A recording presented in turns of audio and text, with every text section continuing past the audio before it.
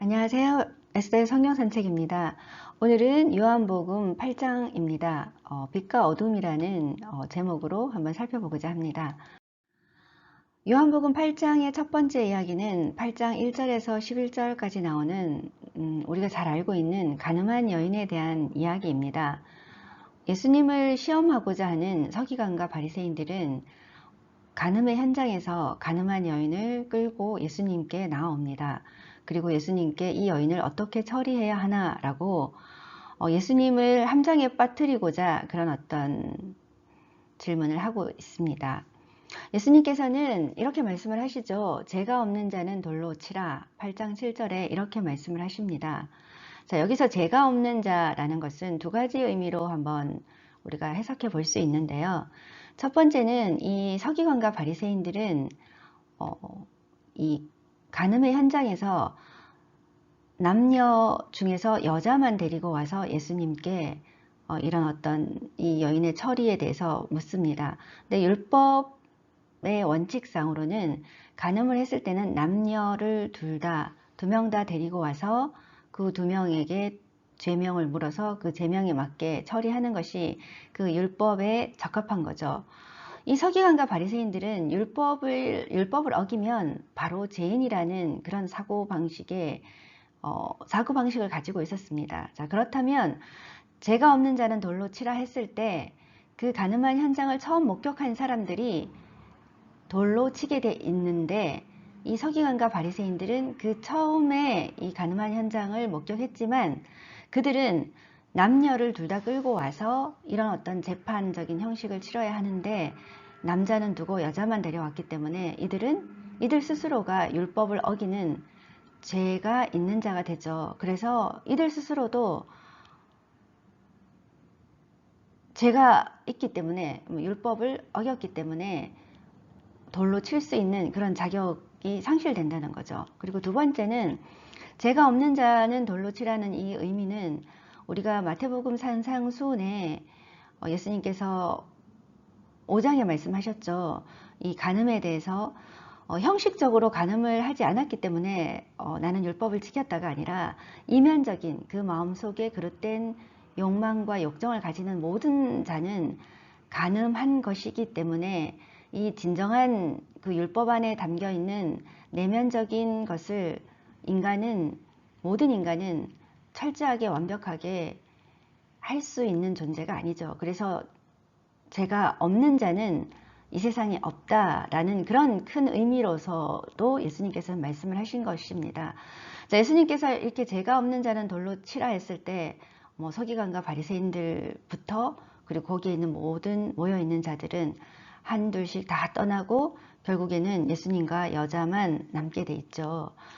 예수님께서는 이 죄를 묻지 않는 것이 아니라 이 여자에게 다시는 죄를 짓지 않고 죄를 짓지 말 것을 당부하시죠. 그래서 예수님께서는 바뀌어진 삶, 용서를 함으로 해서 바뀌어진 삶, 미래적인 삶에 초점을 두고 이렇게 여인에게 다시는 죄를 짓지 말라고 이야기를 하십니다. 자, 여기에서 우리가 율법을 온전히 지키는 자는 없습니다. 그래서 이 당시에 예수님 당시에도 율법을 지키는 자는 죄가 있는 자고 율법을 지키지 못하는 자는 죄가 있는 자인데 예수님의 그 율법의 정신으로는 이 세상에 죄가 없는 자, 율법을 온전히 내면적으로까지 지킬 수 있는 자는 없다는 거죠. 그래서 예수님께서 이 가늠한 여인의 또 비유를 통해서 우리에게 모든 인간은 완벽한 율법을 온전히 지킬 수가 없기 때문에 모든 인간은 죄의 속성을 가지고 있는 인간이라는 것을 또 말씀을 하시고 계십니다. 자, 두 번째 이야기인데요. 이 가늠한 여인의 뒤를 이어서 예수님께서는 본인의 정체성을 이렇게 말씀을 하시죠. 나는 세상의 빛이다. 이렇게 말씀을 하십니다. 이 8장도 7장과 마찬가지로 그 당시의 배경이 초막절입니다. 이 초막절의 행사라는 것은 광야 시대에 낮에는 구름 기둥, 밤에는 불 기둥으로 인도하셨던 자신들의 빛이 되신 하나님의 구원의 은혜를 저녁에는 빛의 축제로 표현을 함으로써 하나님을 기억하죠. 그리고 아침에는 물을 붓는 의식으로 그 반석에서 물을 내시는 그 하나님을 기억을 하십니다. 자, 이렇게 초막절 행사 저녁의 행사로는 등불을 켜서 그 하나님을 기억하신, 자신들을 인도하시고 자신들을 구해내신 하나님을 기억하는 그 행사를 할 때 예수님께서는 이렇게 말씀을 하시죠. 나는 세상의 빛이니 나를 따르는 자는 어둠에 다니지 아니하고 생명의 빛을 얻으리라, 이렇게 말씀하십니다. 자, 이렇게 초막절 행사에 하나님의 인도와 그 하나님의 구원의 은혜를 기억하는 그 초막절 저녁에 예수님께서는 이제는 실체이신 이 구원의 실체에 비친 예수님의 구원 사역으로 인해서 이 하나님의 목적과 하나님의 완전성이 예수님 안에서 구원 성취되는 것을 예수님은 선포를 하시죠. 자, 세 번째 이야기입니다. 이렇게 예수님께서는 가늠한 여인의 비유와 그리고 또 하나는 세상의 빛으로서, 그러니까 구약의 하나님의 그 구원의 빛이 이제는 예수님 안에서 완전히 성취되는 것을 선포하시면서 나는 세상의 빛이다 라고 선포를 하십니다. 그러자 이제 또 이 율법학자나 서기관, 제사장, 바리새인들과의 논쟁이 또 일어나게 됩니다. 이 논쟁의 주요 핵심으로는 이들은 예수님을 인정할 수가 없는 거죠. 계속해서 예수님은 안식일을 어긴, 율법을 어긴 자라고 생각을 하고 자꾸만 하나님 아버지를 자신의 하나님 아버지라는 그런 어떤 신성 모독을 하는 그런 약간의 좀 귀신 들린 자, 이렇게 취급을 하고 있습니다. 그래서 예수님은 이렇게 말씀하시죠. 이들에게 너희는 나를 알지도 못하고 내 아버지 즉 하나님을 알지도 못한다. 이 말은 이들에게 하나님을 알지 못한다는 것은 이들에게 굉장한 충격적인 언어죠. 왜냐하면 그들은 율법을 통해서 하나님에 대해서 굉장히 많은 것을 안다고 자부했던 사람이었기 때문입니다. 그래서 이들과의 계속되는 논쟁 속에서 예수님은 계속해서 하나님 아버지로부터 온 구원의 어떤 세상의 빛의 생명의 정체성을 말씀을 하시죠. 그렇지만 이들은 계속해서 예수님의 정체성을 알아채지 못하면서 너가 누구냐라고 또 예수님께 질문을 합니다. 예수님은 이렇게 말씀하시죠. 너희가 인자를 둔 후에 내가 그인 줄 알고 또 내가 스스로 아무것도 하지 아니하고 오직 아버지께서 가르치신 대로 이런 것을 말하는 줄도 알리라. 예수님께서는 계속해서 동일한 말씀을 하십니다.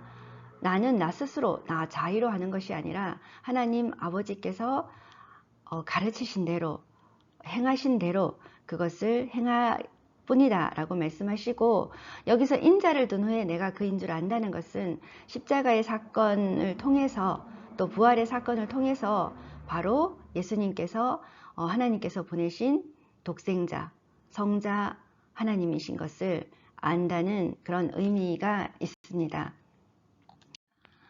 이렇게 예수님과 바리새인들과 율법학자들은 계속해서 논쟁을 하는 가운데 예수님은 이렇게 말씀을 하시죠. 8장 31절에서 32절을 보면 너희가 내 말에 거하면 참으로 내 제자가 되고 진리를 알지니 진리가 너희를 자유케 하리라.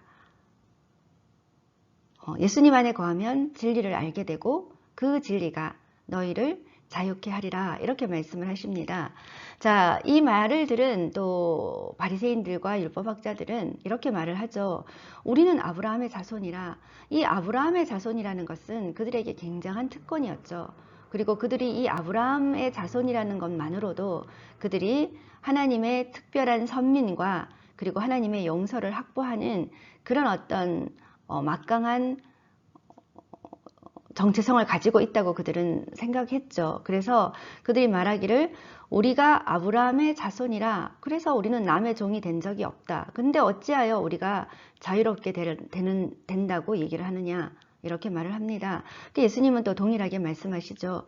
죄를 범하는 자마다 다 죄의 종이다.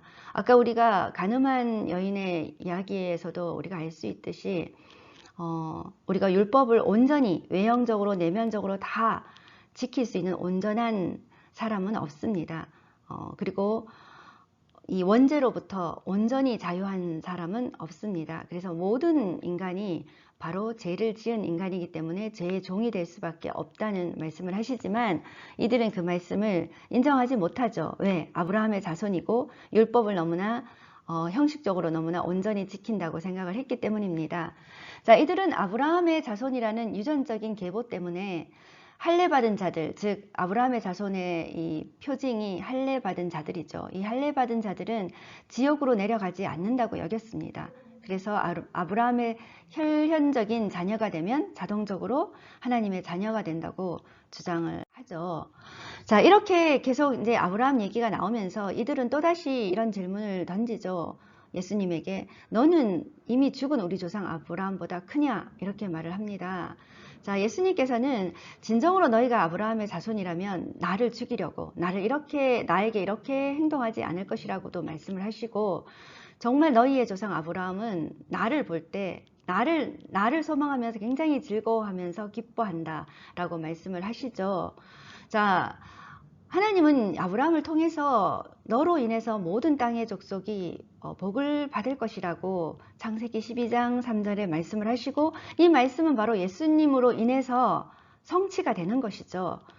자, 예수님은 이렇게 말씀하십니다. 네가 아브라함보다 크냐는 이 바리새인들의 말에 아브라함이 나기 전부터 내가 있었다. 이것은 예수님의 선제, 예수님의 먼저 나심.